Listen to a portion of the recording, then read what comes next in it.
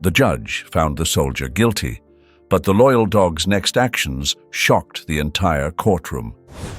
The courtroom was suffocatingly silent. All eyes were fixed on the judge, who sat high above the room, the weight of his decision reflected in his solemn gaze. When the gavel came down, its sharp crack echoed like a gunshot. "Guilty," the word rang out, shattering Aiden Wong's world. A decorated officer, 15 years of service, stripped of his dignity in an instant. He sat handcuffed, his head bowed, not in shame, but in disbelief.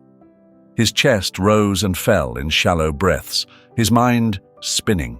The evidence had been planted. He was sure of it. But the cold, unyielding faces of the jury had delivered their judgment, and there was no turning back now. Yet, as heavy as the word guilty weighed on him, it wasn't the prospect of years in prison that truly broke him. It was Bob, Aiden's loyal K9 partner, his constant companion in countless dangerous moments, sat near the back of the courtroom. The German shepherd's sharp, intelligent eyes never left Aiden, as though he understood the gravity of what was happening. The thought of leaving Bob, of never seeing him again, was the dagger that cut deepest. When the judge rose to leave, Aiden's voice cracked through the tension, raw and trembling. "Your Honor," he called out, his words halting, heavy with emotion. "Before I'm taken away, I have one last request. Please let me say goodbye to Bob." A murmur rippled through the room, a rare human moment piercing the cold machinery of justice. The judge hesitated, his sharp gaze softening ever so slightly as he studied Aiden. Then, with a firm but understanding nod, he relented. 3 minutes. As soon as the leash was unfastened, Bob bolted forward, his claws clicking against the polished floor. Aiden dropped to his knees, chains clinking softly, and threw his arms around the dog's neck. "I'm so sorry, buddy," Aiden whispered, his voice breaking. "I let you down. I won't be there anymore." Bob whimpered, pressing his nose into Aiden's chest, as if to say he didn't care about guilt or innocence. All he knew was his partner, his human, was in pain. But then, Bob stiffened. His body tensed, his ears pricked, and his nose began working furiously against Aiden's jacket. A low growl built in his throat before erupting into a sharp bark that reverberated off the walls. The sudden noise snapped everyone to attention. "What's the dog doing?" the judge asked, his brows knitting together in confusion. Bob pulled at Aiden's jacket, barking more insistently now, his sharp movements making it clear he'd found something. An officer approached cautiously, his hand reaching for the fabric Bob tugged at. With a faint metallic clink, a small device fell to the floor. The room froze. A collective intake of breath seemed to suck the air out of the space. The object lay there, innocuous but undeniably suspicious. It was a recording device. The prosecutor's face turned ghostly pale. This proves nothing," he stammered, his voice unsteady, a sheen of sweat forming on his brow. "It's irrelevant. Tampered evidence." The judge's piercing gaze bore into him. Tampered with? In a courtroom? During sentencing? His tone was razor-sharp now, each word cutting through the prosecutor's frantic denials. He turned to the officer. "Activate the device." Fumbling slightly, the officer picked up the recorder, his fingers trembling as he pressed the small button. A crackle of static burst forth, followed by muffled voices, distorted but undeniably present. The tension in the room became a living thing, thick and unrelenting, as everyone strained to catch the words buried in the static. Aiden's heart was hammered in his chest. For the first time in weeks, a flicker of hope ignited within him. Could this be it? Could this be the proof he had prayed for? The key to unearthing the truth and reclaiming his life? Bob stood firm beside him, his alert stance unyielding. The dog's sharp barks had pierced the courtroom, not just as a call for attention, but as a lifeline. And now, as the recording played on, the truth Aiden had been waiting for seemed closer than ever. A burst of static crackled through the courtroom speakers, followed by muffled voices that silenced the room. Everyone leaned in, ears straining. Then came the words that hit like a thunderclap. "Just plant the evidence," a gruff voice said, unmistakably clear. "No one's going to question it. Wong's spotless record makes him the perfect fall guy. Get it done." Gasps rippled through the room as Aiden's chest tightened, his heart pounding like a drum. That voice, it was one he knew too well. Captain Ray Harding, his former supervisor, the man who had once been his mentor. "That's enough," the prosecutor blurted out, scrambling toward the officer holding the recorder. But before he could act, the judge slammed his gavel down, his tone cutting through the chaos. "Sit down," he barked. The prosecutor froze, caught in the judge's glare. Aiden could barely process what he was hearing. The recording laid it all bare, how the evidence had been planted, how he had been set up.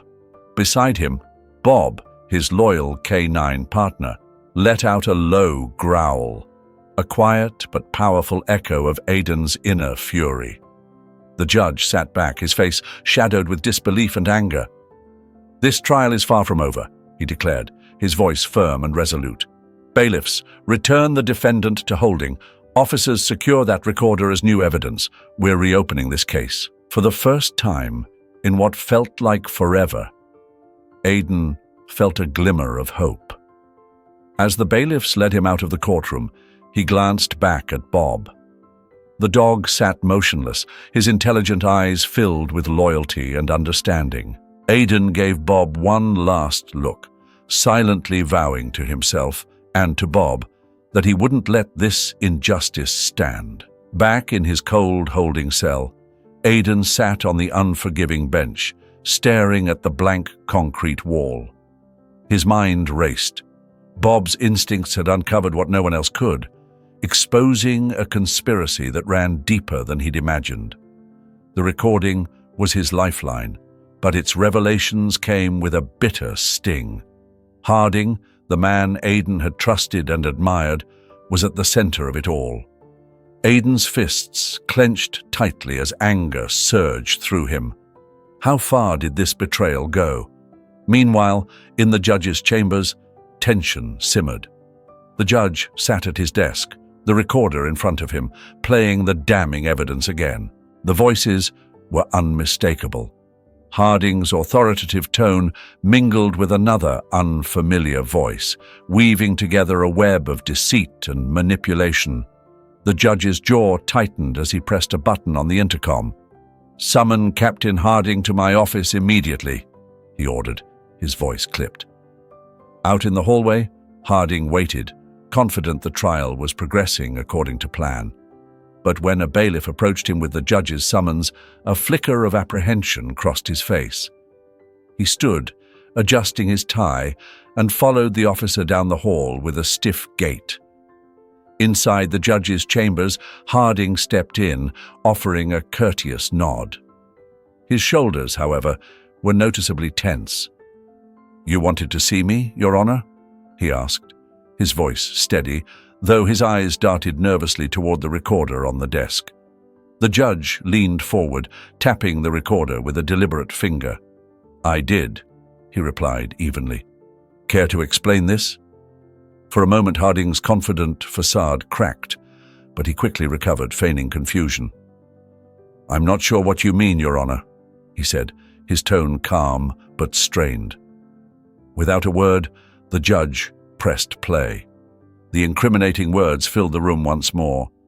Harding's face paled, his lips tightening, but he forced out a chuckle. "This is ridiculous," he said, shaking his head. "That could be anyone. You can't possibly think—" "I don't think," the judge interrupted sharply, his tone icy. "I act on evidence. And this," he gestured to the recorder, "is evidence of a crime. Multiple crimes, in fact." Before Harding could muster a response, the judge called bailiffs. 2 officers entered the room, their expressions neutral but their presence commanding. Panic flared in Harding's eyes as they approached. "What are you doing?" Harding demanded, his voice rising with desperation. "You can't. You are being detained for questioning," the judge said firmly, cutting him off. "Until we uncover the full extent of this conspiracy, you are a suspect in obstruction of justice and falsifying evidence." The bailiffs moved closer, their grip firm as they escorted Harding out of the chambers. His protests echoed down the hall, but they fell on deaf ears. Back at his desk, the judge stared at the recorder, the weight of the case now heavier than ever. As the bailiffs led a resistant Harding out of the courtroom, the judge leaned back in his chair, exhaling deeply. The tangled web of deceit and corruption within the department was rapidly coming apart, and Aiden Wong's ordeal was far from over. The discovery of the recording had thrown the entire precinct into chaos. As Captain Harding was escorted away, murmurs of suspicion and corruption spread like wildfire among the officers present.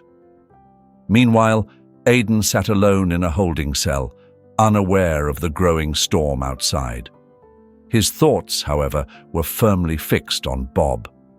Bob, the steadfast K9 partner who had uncovered the critical device, lingered in Aiden's mind.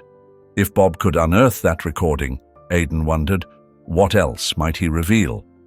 Elsewhere, Bob was transferred to the department's K9 unit for assessment. Officer Susan Mitchell, one of Aiden's closest colleagues, stepped up to care for the dog until the case could be resolved. But Bob's unease was palpable. His restless pacing and sharp, sporadic barks echoed through the quiet building. "He knows something's not right," Susan murmured, observing Bob's anxious behavior.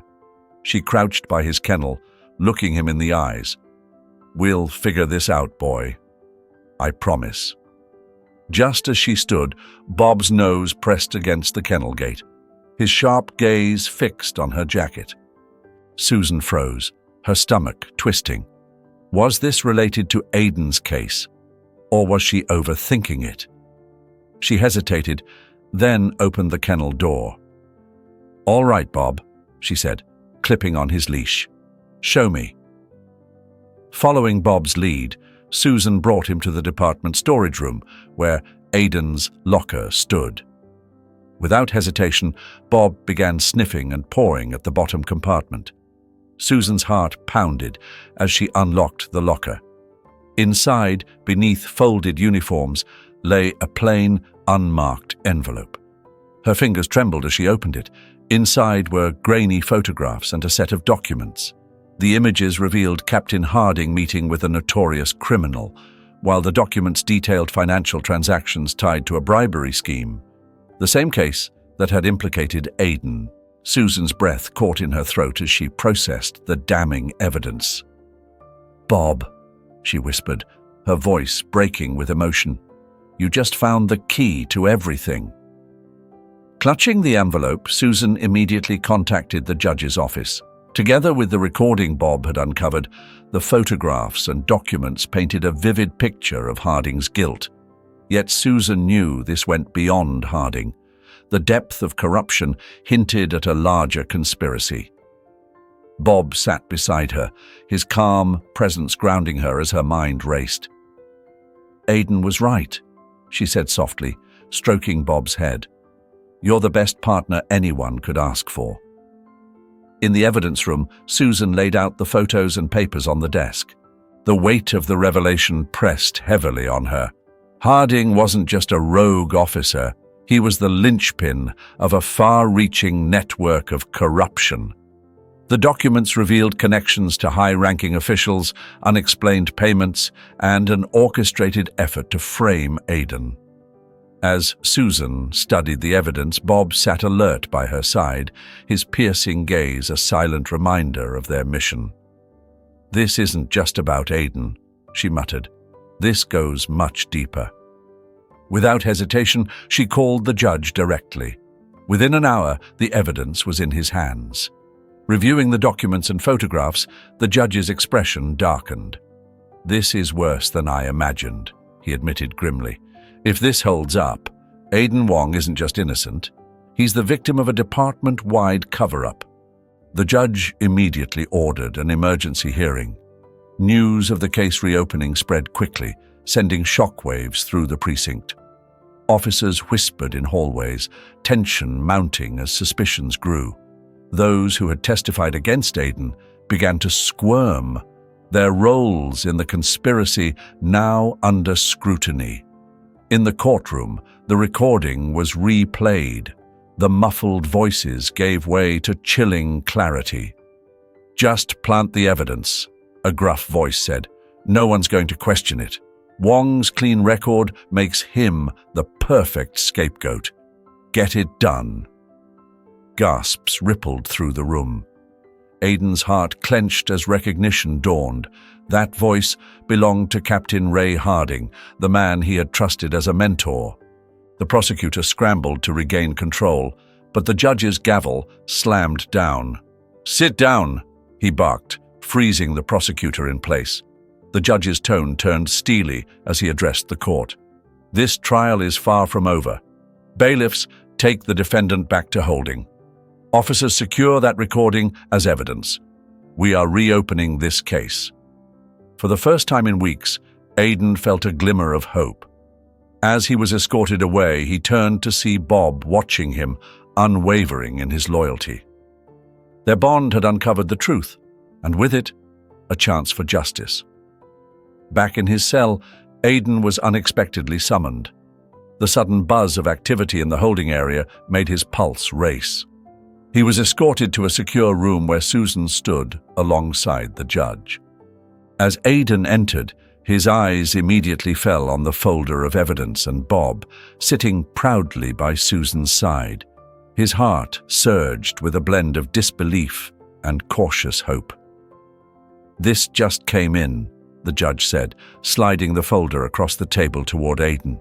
Inside were documents proving Captain Harding's corruption and, most critically, revealing that the evidence used against Aiden had been fabricated. Aiden's hands trembled as he flipped through the contents, photos, records, and handwritten notes detailing how Harding had orchestrated the entire scheme to frame him. His voice wavered as he managed to ask, "Does this mean—" The judge's expression was resolute. "It means you're free. But this is far from over. There are more individuals involved and we'll need your help to bring them all to justice." Aiden sank to his knees and embraced Bob, his loyal companion. "You saved me, boy," he whispered, his voice breaking. "You saved me again." Bob's wagging tail filled the room with a momentary sense of relief, yet Aiden couldn't ignore the looming truth. Harding was merely the beginning.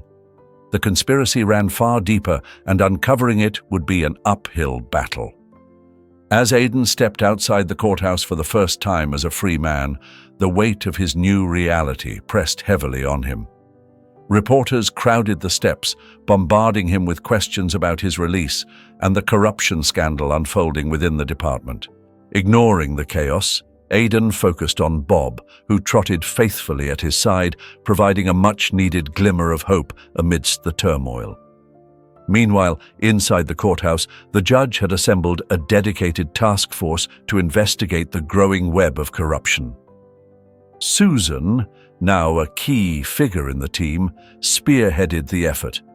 The evidence Bob had uncovered, photos, recordings, and financial documents, pointed to a far-reaching network of bribery, evidence tampering, and criminal collusion involving officers and external associates. Captain Harding, it seemed, was only the tip of the iceberg.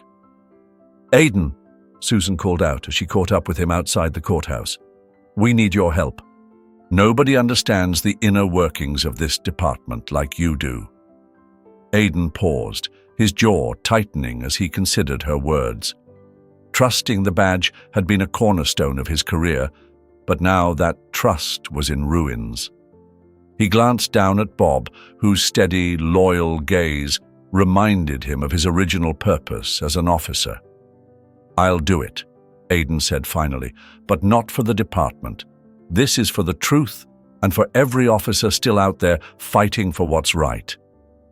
The investigation quickly ramped up. Aiden and Susan worked tirelessly, piecing together case files, cross-referencing evidence, and conducting interviews with officers who had worked closely with Harding. Some cooperated, while others remained silent, their unwillingness to talk raising further suspicions. Bob continued to play a surprising role, uncovering hidden files and guiding the team to overlooked evidence during their searches of Harding's office and personal belongings. One evening, while sifting through a stack of old case records, Susan discovered a list of names, officers, local politicians, and even known criminals linked to suspicious payments and unresolved crimes. The deeper they dug, the clearer it became that Aiden's case was just the surface of a much larger operation. This wasn't just about corruption, it was about power being wielded to shield criminals and silence opposition. "Aiden," Susan said one night, her tone heavy with concern, "if we keep going, we're going to make some serious enemies. Dangerous ones." Aiden didn't look up from the file he was reviewing. "We already have," he replied, his voice steady, "but I'm not stopping. Not until we expose everything." Bob let out a soft bark, as though in agreement. Aiden reached down to scratch behind the dog's ears, his resolve hardening with every passing moment. They weren't just seeking justice anymore, they were fighting for every person who had been silenced, betrayed, or wrongfully accused. The task force was relentless, working tirelessly day and night. The cramped conference room, now their operational hub, overflowed with boxes of evidence stacked on every available surface. Cleared of all charges, Aiden had thrown himself into the investigation with unwavering focus. The further they delved, the more sinister the corruption appeared. Bank transactions, manipulated police documents, and intercepted communications painted a disturbing picture of a conspiracy reaching far beyond Captain Harding. Susan walked over, setting a heavy folder in front of Aiden. Her face was serious. "We've identified at least 6 more officers involved," she said, her voice tight. "And some of them hold high-ranking positions. It's worse than that," she continued. "There's evidence connecting them to organized crime." Aiden leaned back in his chair, his thoughts racing. This wasn't just a case of a few bad cops bending the rules. It was a carefully orchestrated scheme that blurred the lines between law enforcement and criminal enterprises. "If this goes as deep as it seems, we can't handle it on our own," he said firmly. "We need to take this to the feds." But Susan shook her head. "Not yet. We're still missing key pieces. If we go to the FBI now and it leaks, they'll scatter and we'll lose everything." "Kashwi needed something concrete," she added, "something that leaves them no room to maneuver." Their conversation was cut short when Bob, who had been lying quietly at Aiden's feet, suddenly got up. His ears perked and he moved purposefully toward the far side of the room, sniffing the air. Aiden frowned, watching his partner closely. "What is it, boy?" he asked, rising to follow. Bob led Aiden to a messy stack of old case files. Pawing at one specific box, the dog barked sharply, drawing Susan's attention. Aiden knelt, his pulse quickening as he opened the box. Inside were documents from a drug bust that had been closed 5 years earlier. The bust had supposedly been a clean operation, resulting in numerous arrests. But as Aiden sifted through the files, glaring discrepancies jumped out at him. Names had been erased, and several sections of the reports were inexplicably blacked out. "This doesn't add up," Aiden murmured, flipping through the pages. "These aren't standard redactions. Someone tampered with these files." Susan leaned in, her eyes scanning the documents. "Look here," she said, pointing to a handwritten note at the bottom of one report. It bore the unmistakable signature of Captain Harding. Aiden's stomach tightened. The drug bust, presented as a triumph of law enforcement, had been a smokescreen. The evidence suggested it was a carefully planned operation to eliminate competitors in the drug trade while protecting criminals who had bribed the department. His fists clenched at the realization. They were playing both sides, he said bitterly, and they destroyed good officers' lives in the process. As they continued combing through the files, Aiden's phone vibrated. A message from an anonymous number appeared on the screen. "You're digging too deep. Stop, or you'll regret it." The words sent a chill down his spine. This wasn't a casual warning. It was a direct, deliberate threat. He stared at the message for a moment before showing it to Susan. Her face paled, but her eyes hardened with resolve. "They're scared," she said quietly. "That means we're onto something big." Aiden glanced at Bob, who sat calmly beside him, his alert stance a reassuring presence. His jaw tightened. "Let them come," he said, his voice steady. "We're not backing down now." Suddenly, Bob's ears perked and his body stiffened. He let out a low, menacing growl, his gaze fixed on the door. Aiden frowned and looked down at him. "What is it, boy?" he asked, his voice hushed. Before Susan could respond, the lights overhead flickered once, then went out completely, leaving the room bathed in darkness. Susan froze, instinctively reaching for her weapon. "This isn't an accident," she said evenly, her voice steady despite the tension thickening around them. The sharp sound of glass shattering broke the silence, followed by heavy footsteps echoing outside the door. Aiden felt his adrenaline surge, his heart pounding as he motioned for Susan to find cover. "We're not alone," he whispered, gripping his weapon tightly. Bob crouched low, his growls deepening as his sharp eyes locked on the doorway. Whoever had sent the warning wasn't bluffing. They were here to stop them. The footsteps grew louder, closer, until they were just outside. Susan met Aiden's gaze, her expression firm. "Whatever happens," she said softly, "we don't let them win." The door creaked open, and in the same instant, Bob launched forward, his instincts razor-sharp. Aiden steadied his weapon, his focus unshaken as a shadowed figure entered, their gun already drawn. Before the intruder could react, Bob clamped his powerful jaws onto their arm, forcing a guttural scream from the man. The weapon clattered to the floor as he struggled to shake the dog loose. Aiden acted immediately, kicking the gun away and training his weapon on another figure rushing through the doorway. "Don't move!" he barked, his voice cutting through the chaos. The second intruder froze, raising their hands, though their tense posture betrayed their readiness to strike. Behind him, Susan crouched low, her voice steady but urgent as she called for backup. Bob held firm, growling low as the first man thrashed against him. "Call him off!" the man shouted, his voice laced with panic. "Call your people off first," Aiden countered, motioning toward the hall where more footsteps echoed. He could hear them, deliberate, heavy, and getting closer.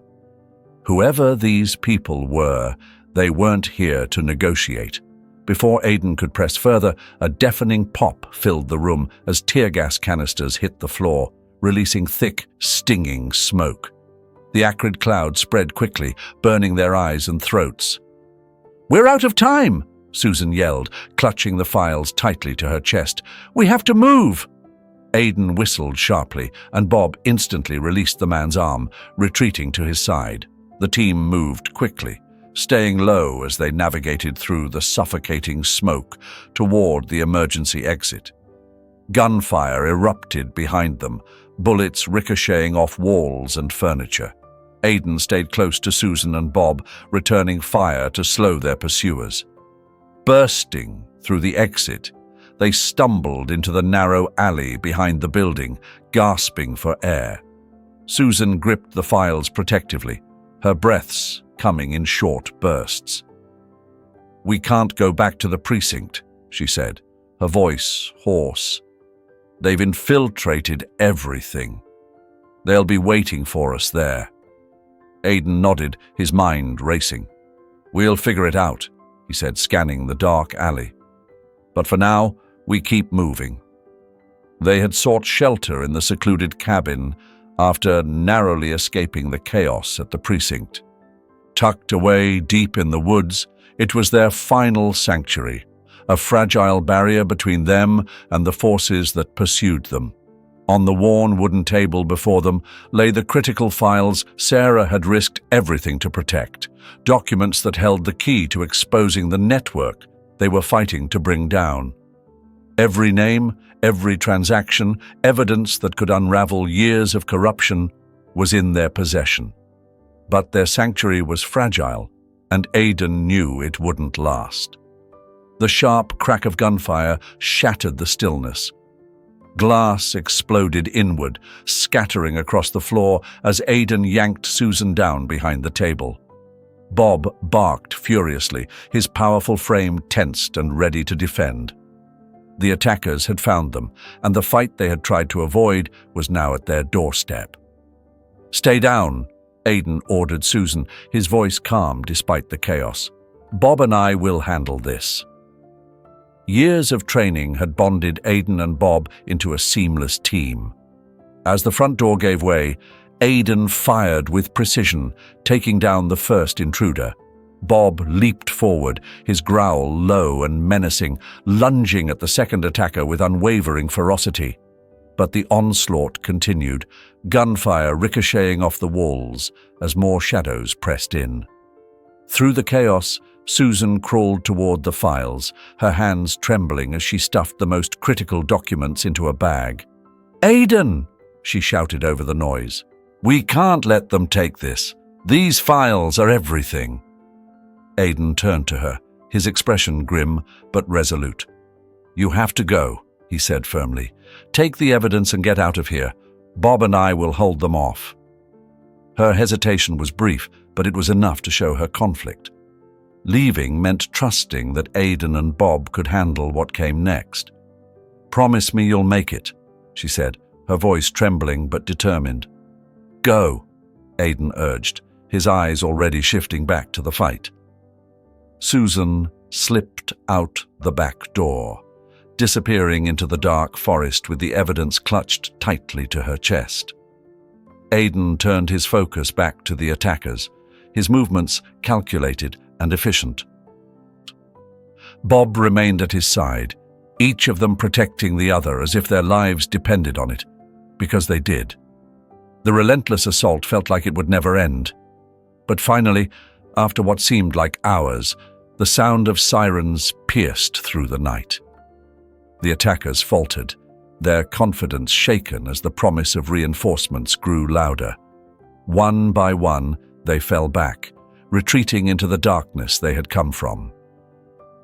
Days later, the files Susan delivered to a trusted journalist ignited a national scandal. Headlines exploded across every outlet, detailing the corruption that had infiltrated the system. RK, the untouchable mastermind, was unmasked as a powerful politician, his network of enablers exposed and dismantled. Arrests followed swiftly, sweeping through every level of the organization. Aiden's role in bringing RK down was celebrated, though he avoided the spotlight. The accolades felt hollow after all they had endured. His focus was on moving forward, not reliving the fight. Back at home, Aiden found solace in the simple things. Standing on the porch, he watched Bob chase after a ball in the yard, his tail wagging freely for the first time in weeks. The loyal dog had been his shield, his strength, and his unwavering companion. Together they had faced what felt insurmountable, and together they had survived. Aiden crouched down as Bob trotted back to him, ball in his mouth. "We did it, buddy," he said softly, scratching behind Bob's ears. "It's finally over." Bob leaned into Aiden's touch, his sharp eyes now calm and content. For Aiden, this wasn't just an end, it was a beginning. The battle they fought had been about more than justice for himself. It had been for the people who had been silenced, for the truth that others had tried to bury. As the golden light of the setting sun bathed the yard, Aiden smiled, feeling the weight of the past lift just a little. Bob barked playfully, nudging the ball forward as if encouraging Aiden to join. In that moment, under the warmth of the fading day, they shared a peace that had been hard-earned. And while the scars of the fight would remain, so too would the bond that had carried them through. Together, they had found their way to a new chapter, one built on hope, resilience, and the quiet strength of knowing they had done the right thing. Thank you for staying with us until the very end of this incredible story. Aiden and Bob's journey was more than just a fight for justice. It was a testament to courage, loyalty, and the unbreakable bond between a man and his best friend.